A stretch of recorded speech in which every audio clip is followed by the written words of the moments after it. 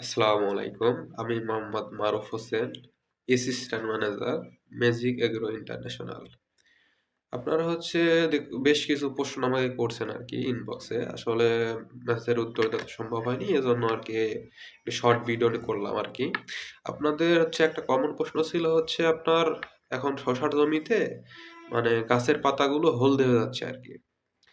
তো এটার একটা কারণ এখন তো সূর্য আলো পড়তেছে না গাছের পাতার উপর।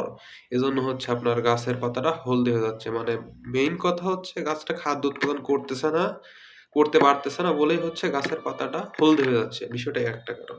এটার জন্য আপনার কীটনাশকের দোকানে দৌড়াদৌড়ি করার দরকার নাই। এটা আপনার সূর্য উঠলে দেখবেন যে গাছের অবস্থা আগের মতো ঠিক হয়ে যাবে। আর আপনাদের যে শসার শিডিউল যেটা দেওয়া আছে ওটা অনুসরণ করলেই ইনশাআল্লাহ ঠিক হয়ে যাবে। ধন্যবাদ।